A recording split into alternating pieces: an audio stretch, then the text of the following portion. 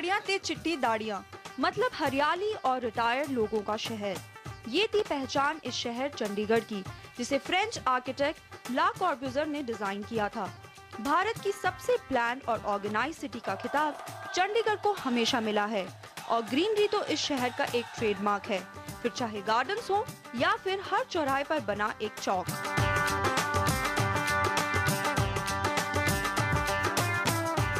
खूबसूरत शहर चंडीगढ़ का चुनावी मुकाबला काफी दिलचस्प है।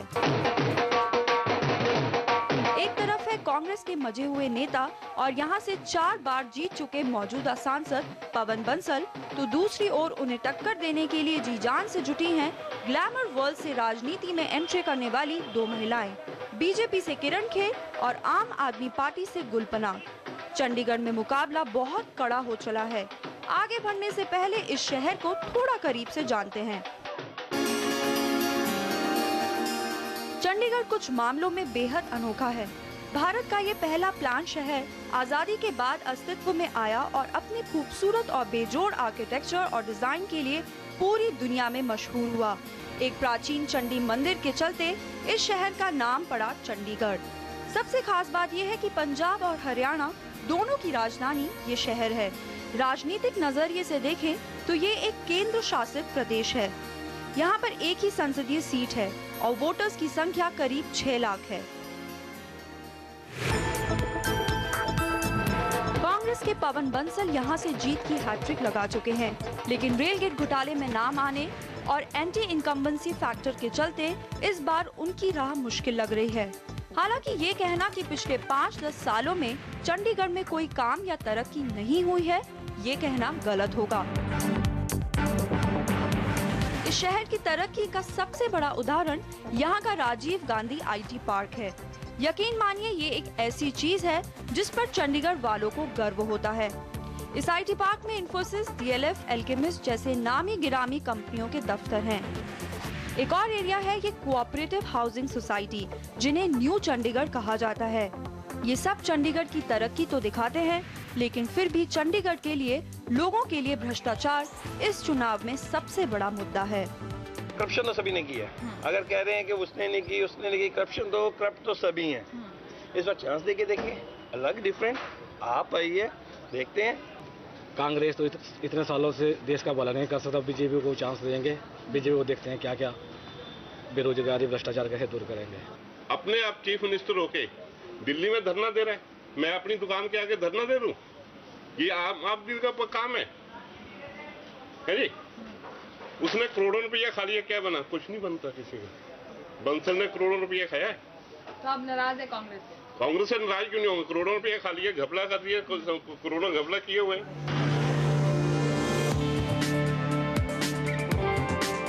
सवाल काफी सारे हैं और जवाब किसी के पास भी नहीं, लेकिन एक बात तो पक्की है, अपने क्षेत्र के नुमाइंदे से लोगों की उम्मीद कहीं ज्यादा है।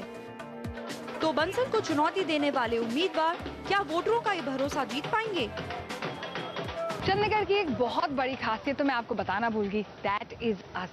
चंडीगढ़ की लड़कियां, हर एरिया में चंडीगढ़ की लड़कियां हैव ऑलवेज एक्सेल्ड। तो पॉलिटिक्स में हम कैसे पीछे रहते?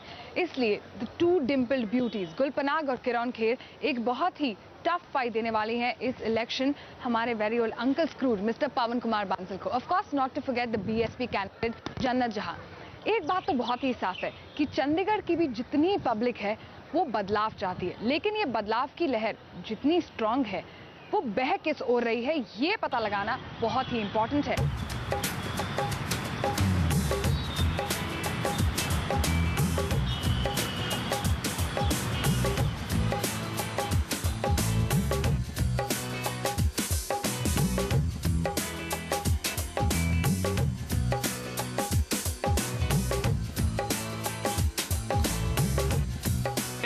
चंडीगढ़ में बहुत चीज़ें हैं जो कंफर्ट के एंगल से बहुत बेटर हुई हैं, but as far as lifestyle is concern, as far as thought for youth is concern, वो अभी भी बहुत लैकिंग है, और जिसके ऊपर मेरे को नहीं लगता बहुत ज़्यादा एफर्ट हमारी गवर्नमेंट पुट इन कर रही है for youth to come forward.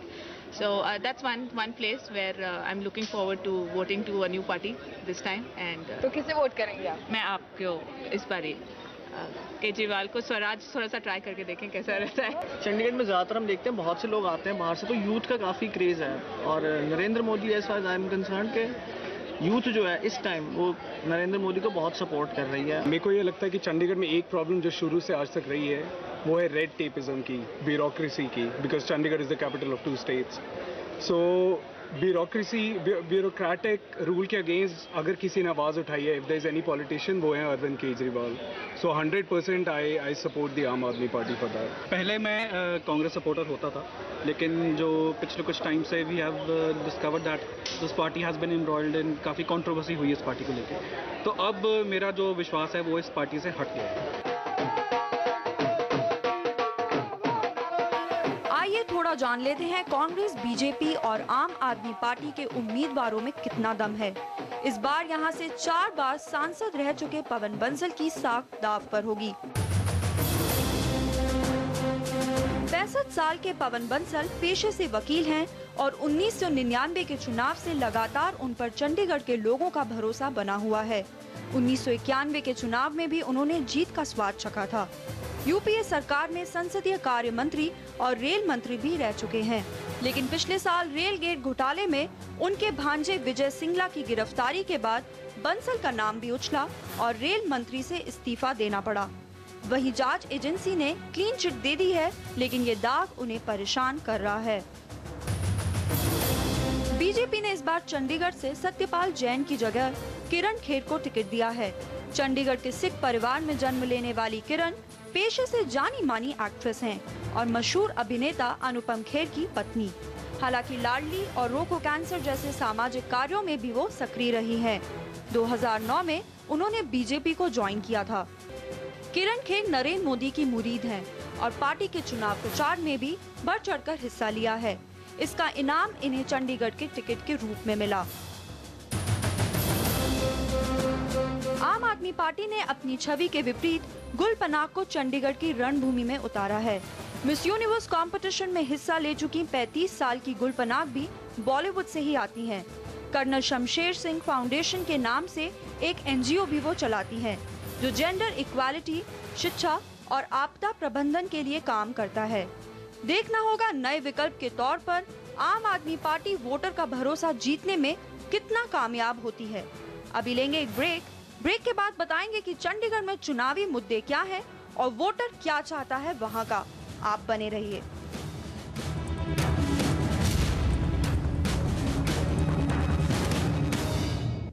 ये जो पब्लिक है ये सब जानती है, ये जो पब्लिक है, और यही पब्लिक डिसाइड करेगी कि चंडीगढ़ में इस बार किसका होगा बोलबाला। कॉन्टेस्ट है बहुत इंटरेस्टिंग, 3 महिलाएं वर्सेस मिस्टर पवन कुमार बांसल। तो देखना ये होगा कि रेल गेट की वजह से क्या कांग्रेस को लोग कहेंगे टॉक टू द हैंड और उसका फायदा मिले भारतीय जनता पार्टी और आम आदमी पार्टी को, या लेटली जो केओस मचा है आम आदमी पार्टी में उसका फायदा मिलेगा भाजपा और कांग्रेस को। बिना किसी शक के चंडीगढ़ को सिटी ब्यूटीफुल कहा जाता है। साफ सफाई, शिक्षा, पर्यटन और हेल्थ केयर के लिए ये शहर जाना जाता था, लेकिन पिछले 10 सालों में चंडीगढ़ इन मुद्दों पर कहीं न कहीं पिछड़ता जा रहा है। जैसे जैसे आबादी बढ़ रही है, ट्रैफिक की भारी समस्या से भी चंडीगढ़ जूझ रहा है। चमक दमक फीकी पड़ रही है। ये कहना गलत नहीं होगा, इस इलाके की तस्वीर सुधरने के बजाय धुंधली हुई है। वजह ये है कि इस शहर को 5 लाख लोगों के लिए बनाया गया था, लेकिन यहाँ की जनसंख्या 2 गुनी हो चुकी है। बेसिकली एक फ्रेश चेंज है तो आपको ही करना चाहेंगे, क्योंकि जब भी सुना बीजेपी और कांग्रेस ही देखी है। तो बेसिकली यहाँ पे मल्टी पार्टी सिस्टम सुनने में है, लेकिन रहते तो सिर्फ 2 कांग्रेस और बीजेपी थी। अगर वहाँ पे सेंटर में चेंजेस आएंगे उसका डायरेक्ट इम्पैक्ट यहाँ पड़ेगा। जैसे अगर माने पंजाब में अब अकाली हैं, सेंटर में अगर कांग्रेस है, उनकी हमेशा बीच में मतभेद रहते हैं। लेकिन अगर हर जगह सेम ही होगा तो ऐसा नहीं होगा। हर जगह बीजेपी होगी तो बेटर होगा। मैं एज ए यंगस्टर आम आदमी पार्टी को एक देना चाहता हूँ चांस कि वो अपने आप को प्रूव करें। 2 दिल्ली से उन्होंने क्विट कर दिया, I don't know why, but एक चांस देना चाहिए, क्योंकि we have seen BJP scenario also and Congress का तो चलो पता ही है सबको। तो व्हाट आई थिंक कि आम आदमी पार्टी को एक चांस देना चाहिए so that they can prove their mettle as well. Chandigarh के 2 मजबूत पिलर्स एजुकेशन और टूरिज्म साल दर साल बेहतर हुए हैं। लेकिन अब भी कुछ कमी इसमें जरूर है कि ये शहर एक वर्ल्ड क्लास एजुकेशन हब और टूरिज्म इंडस्ट्री के तौर पर स्थापित नहीं हो पाया।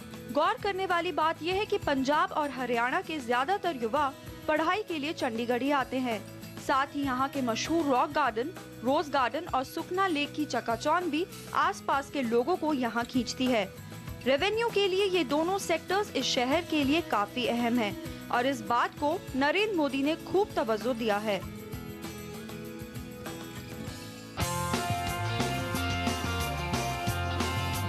इस चुनाव में लाल डोरा का दायरा बढ़ाने का मुद्दा भी काफी अहम है, जिसके तहत गैर कानूनी घरों को रेगुलराइज करना है। जो पार्टी भी इन चिंताओं को दूर करने का वादा करेगी, उसे फायदा जरूर मिलेगा। साथ ही चंडीगढ़ हाउसिंग बोर्ड की कॉलोनियों में अतिरिक्त कंस्ट्रक्शन को लेकर सख्ती से भी लोग नाराज हैं। ट्रेडर की भी कुछ अपनी मांगे हैं, जो कुछ चीजों में वैट में कटौती चाहते हैं कि ताकि पड़ोसी राज्यों के ट्रेडरों के मुकाबले कमजोर नहीं पड़े। चंडीगढ़ में बिजनेस क्लास का एक ऐसा तबका भी है जो सालों तक कांग्रेस का वोटर रहा है, लेकिन इस बार ये वोट उससे दूर जा सकता है। देखना दिलचस्प होगा कि ये हवा नरेंद्र मोदी की ओर बहती है या फिर आम आदमी पार्टी की तरफ। दुकानदारों की इस पर राय बटी हुई है। कुछ लोग तो ऐसे हैं जो इस बार चौथे ऑप्शन यानी इनमें से कोई नहीं वाला बटन दबा सकते हैं। यहाँ पर जो एमपी चुना जाए वो ऐसा एमपी चुना जाना चाहिए जो ये इंश्योर करे कि पंजाब का एडमिनिस्ट्रेशन चुस्त दुरुस्त रहे, यानी कि यहाँ के डीसी, होम सेक्रेटरी और गवर्नर वगैरह बड़े एक्टिव और ऑनेस्ट हो। तो 3 कैंडिडेट्स हैं, अब उनमें से 2 तो परदेसी हैं और 1 भ्रष्ट है। तो मैं तो यही कहूँगा कि इस चुनाव में परदेसियों से ना आँखियाँ मिलाना, भ्रष्ट नेता को अंगूठा दिखाना और नन यानी कोई भी नहीं के निशान पर अपना बटन दबाना। मैं कहता हूँ कांग्रेस ने सब कुछ किया, कांग्रेस क्या कुछ नहीं करती। हर एक संस्था में बेईमान लोग हैं, कांग्रेस सब कुछ करती है। जैसे हर एक संस्था में बेईमान है। कौन सा जो कुर्सी में बैठेगा वही खाएगा, जिसने काम करना खाने करना। क्या किया है किसने? कांग्रेस ने क्या किया है? कांग्रेस ने सब कुछ चंडीगढ़ में किया। जैसे हाँ जी, जैसे क्या सब कुछ बंसल ने किया है यहाँ पर। मैं इस बार आपके साथ जाऊंगा। इस बार आपके साथ अगर आप पूछेंगे क्यों, तो करप्शन तो सभी ने किया है। अगर कह रहे हैं कि उसने नहीं की, उसने नहीं की, करप्ट तो सभी हैं। इस बार चांस देके देखिए, अलग डिफरेंट। आप आइए, देखते हैं। पहले तो कांग्रेस को भी डालिए, डोमन को भी डालिए, इंडिपेंडेंट को भी डालिए, मगर जो काम करता है उसको डालते हैं हम वोट। इस बार किसको डालूं? इस बार बीजेपी को डालूंगा। इस चुनाव में युवा वोटर्स की भूमिका काफी अहम रहने वाली है। आधे से ज्यादा वोटर 40 साल से कम उम्र के हैं और इस फैक्टर का फायदा बीजेपी और आम आदमी पार्टी दोनों को मिल सकता है। हालांकि चुनाव को लेकर वोटर्स का रुझान अब तक काफी कमजोर रहा है। 2009 के चुनाव में सिर्फ 65% लोगों ने वोट डाले। इस बार चुनाव विभाग संख्या बढ़ाने के लिए कई सारे पहल कर रहा है। अगर इन कोशिशों से वोटिंग का प्रतिशत 80% के पार पहुंच गया तो रिजल्ट अलग हो सकता है। चंडीगढ़ की रणभूमि में अभी लेंगे एक ब्रेक और ब्रेक के बाद पार्टियों के चुनाव प्रचार पर करेंगे फोकस। साथ ही आपको ले चलेंगे एक ऐसे इलाके में जो चंडीगढ़ में होते हुए भी विकास से कोसों दूर है। आप बने रहिए।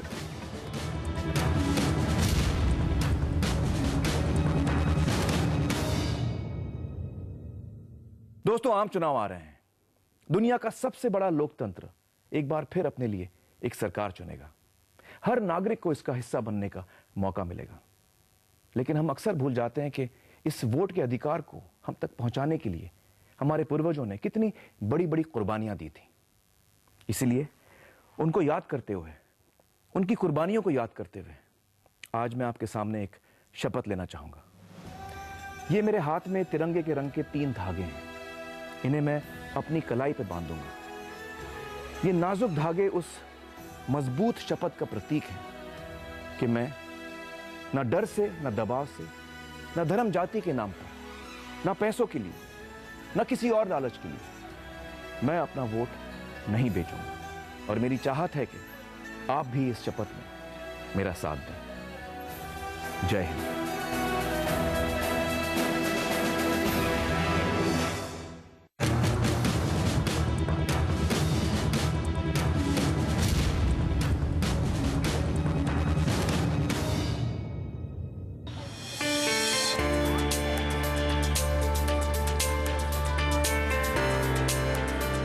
चंडीगढ़ एक खूबसूरत और स्मार्ट शहर है, इसमें कोई शक नहीं है। लेकिन इस शहर का एक चेहरा ये भी है। ये कझेरी गांव है, जो न जाने कितने सालों से चंडीगढ़ में छिपा है। ना किसी सरकार ने कभी इस पर सर्वे किया है और ना ही यहाँ रहने वालों की मांगे कभी पूरी हुई। ऐसे कई इलाके हैं जहाँ कांग्रेस और भारतीय जनता पार्टी नहीं पहुँची, लेकिन राजनीति में नई एंट्री करने वाली आम आदमी पार्टी ने यहाँ अपना प्रचार जमकर किया है। मैं मैडम आम पार्टी को ही डालूंगा। अच्छा, हाँ। क्यों? लेकिन मैडम आने की देखना है कि ये हमारी हेल्प करेंगे या नहीं करेंगे। 500 वाला इनको भी देखना है। बार बार सबको देखे, एक बार इनको भी देखना चाहिए ना। नहीं तो आपको, लेकिन कांग्रेस से आप सरकार बदलना चाहते हैं? हाँ, बदलना चाहते हैं। क्यों? यानी कि हमारा कोई काम ही नहीं हुआ मैडम। तो आप अरविंद केजरीवाल को वोट क्यों डालना चाहते हैं? इसलिए डालना चाहता हूँ कि बदलाव आना चाहिए, यहाँ पर बदलाव नहीं आना चाहिए। क्या बोल रहे हैं केजरीवाल, क्या बोल रहे हैं, क्या करेंगे वो? केजरीवाल तो चलो वो है ना, दिल्ली से है। हाँ जी, दिल्ली से है, फिर भी काम है कुछ न कुछ तो वो तो हमारे लिए करेंगे ना। यहाँ पे ये चाहते हैं, जैसे ये कॉलोनी है, यहाँ पे देखो 24 घंटे यहाँ पे रहता है कूड़ा कर। आज तक उसका सर्वे नहीं हुआ, इतने साल हो गए, छोटे से बड़े हो गए। कॉलोनी की सर्वे होगा, इसी कॉलोनी में सर्वे होता है, यहाँ का सर्वे सबको मिल रहा है। जब भी वोट आते हैं, बंदे आते हैं, वोट मांग के हाथ पांव जोड़ते निकल जाते हैं।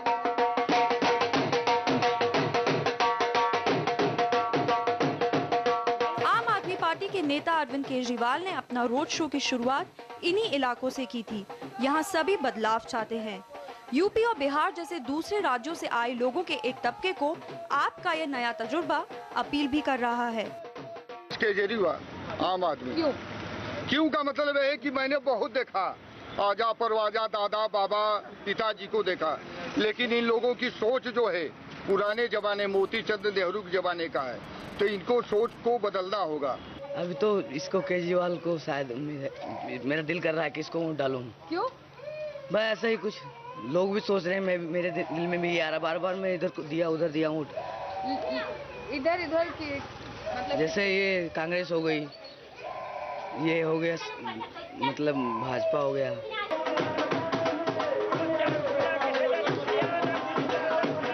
लेकिन राजनीति के इस विचित्र खेल में क्या आप अपने आप को संभाल पाएगी? गुल पनाग जो चंडीगढ़ से आपके लिए चुनाव लड़ रही हैं, क्या कड़ी धूप में रैली करने का उन्हें फल मिलेगा?